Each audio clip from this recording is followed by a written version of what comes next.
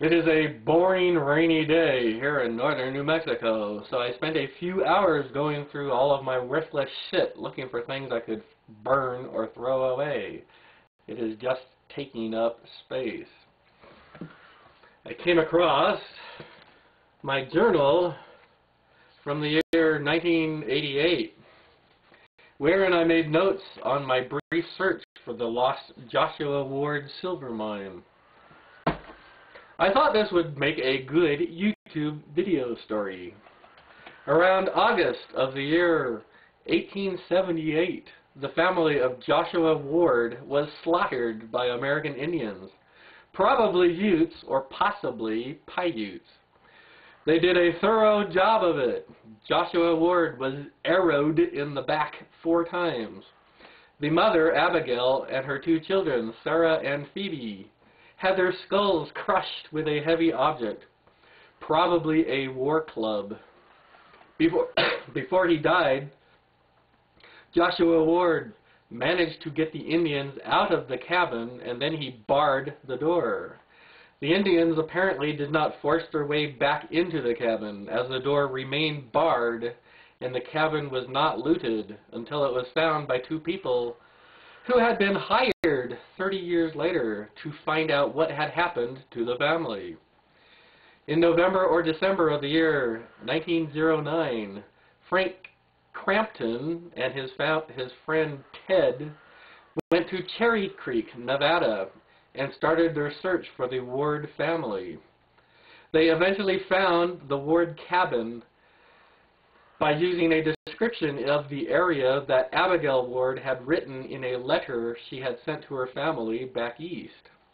For 31 years, the cabin had been left alone, with the bodies inside undisturbed. It would not be until around 90 years later that Joshua Ward's silver mine would be found, though several people have tried to find it off and on for decades. In August of 1988, I took 16 days off work and headed to Nevada in a foolish attempt to find the so-called lost silver mine of Joshua Ward and his family. I knew where the cabin is, but I had never been in the area, and I did not know what the terrain was like until I got there. And finding Cherry Creek itself was no easy task. When I finally reached Cherry Creek, what little of that town there is, what I saw made me wish I had not bothered coming. The country is all turned up on its ears, with mountains and hills scattered along alluvial fans and valleys, with deep gorges and canyons threaded among the steep hills. To get to the Ward cabin is simple if one is a crow. It is a mere 23 miles as the crow flies eastward. To get there, westward.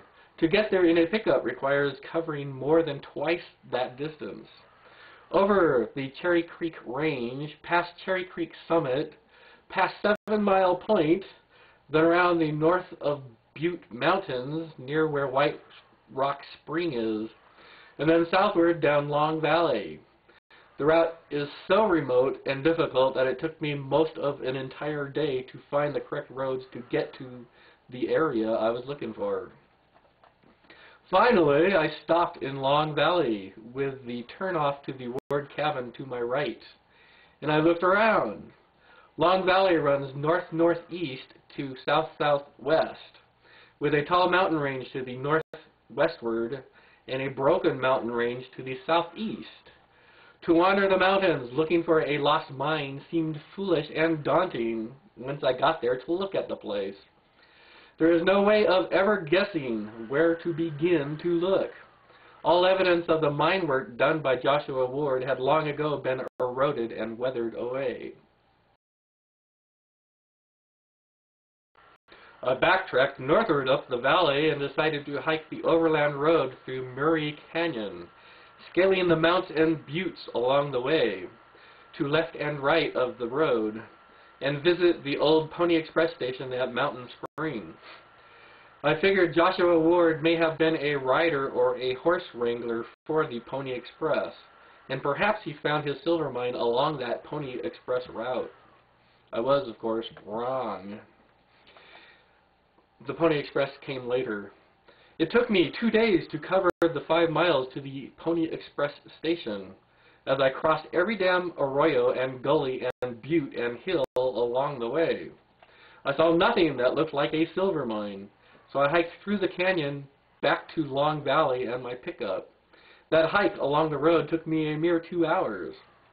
That road, if I had continued walking, would have eventually taken me to the Ruby Valley Pony Express station, near Woodward's Creek. Frank Crampton, 79 years earlier, had suggested that the mine was about 10 miles from the cabin. He based that estimate on the time Abigail Ward said it took Joshua Ward to travel to his mine the silver ore, load the wagon, and travel back to the cabin. Joshua Ward took 2 weeks to make the trip to his mine and back to his cabin, which tells us that the mine was not close enough to travel to and from every day. The name Woodward's Creek was sufficiently tantalizing to me to consider if the creek had been named after Joshua Ward. Many names in the Old West were derived by concatenating 2 or more people's names. If Joshua Ward had named Woodward's Creek, perhaps his silver mine was in the area of that creek. My problem was then, how the bloody hell does one cover several desert mountain ranges over a distance of about 200 square miles? Over the previous span of 80 years, the area has been filled with many new dirt roads, and finding an ancient wagon trail was no longer possible. Dirt roads tend to cover old trails. Looking at my logbook, I see that I spent only 6 days looking for the lost silver mine. It seemed more like 60 days. The task overawed and dismayed me, so of course I gave up. It would take a great many months of constant searching to find that mine. Around 6 or 7 years later, however, 3 men did find the mine, or they have claimed to have found the mine. According to Jerry Bowen, the mine is from 15 to 20 miles from the Ward cabin. That means it could be anywhere from 1 mile to 20 miles, considering how people with mines tend to lie about where those mines are. When I heard Bowen and 2 of his friends had finally found the lost Joshua Ward silver mine, I sent an email to him with just 2 words. The 2 words were, and I quote them in full, "You bastard!"